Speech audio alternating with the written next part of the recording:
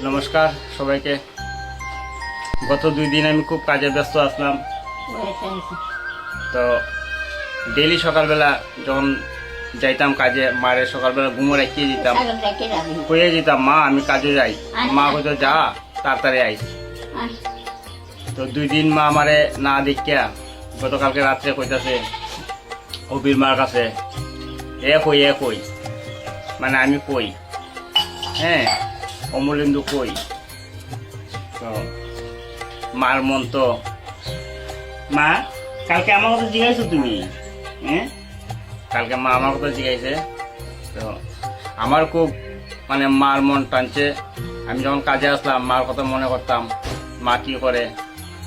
তো এই 2 দিন তো মার আমি স্নান টান করতে পারছি না, তো অবির মাই করাইছে স্নান।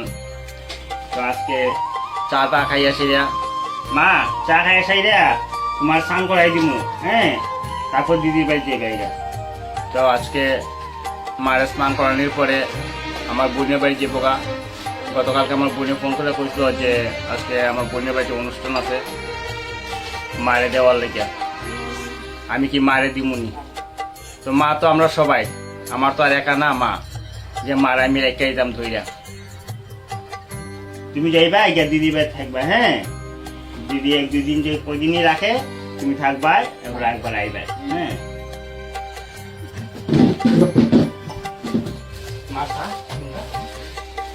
মা চা।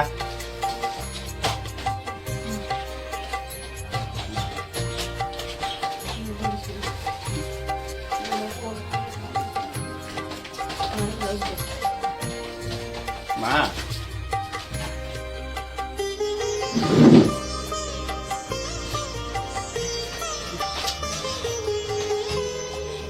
অনেক দেরি করে ঘুম থেকে উঠছি, কারণ আজকে আমার কোনো কাজ নাই।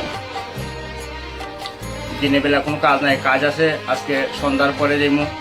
কালকে প্রগতি রোডে একটা অনুষ্ঠান আছে, তো আজকে অধিবাস আছে, ওইখানে যাইমু, গিয়ে একটু রাত্রেবেলা রান্না করবো। আর কালকে রান্নার ভিডিওটা আমি আপনারা দেখাইমু সবটা মোবাইলের মধ্যে। আর আপনারা সবাই আশীর্বাদ করবেন আমার মা যাতে ভালো থাকে, সুস্থ থাকে।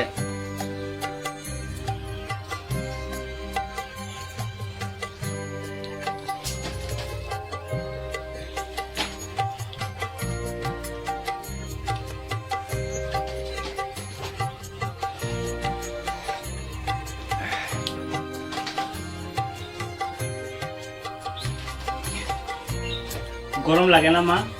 লাগে, গেঞ্জিটা খুলে দিতাম নি, দিতাম।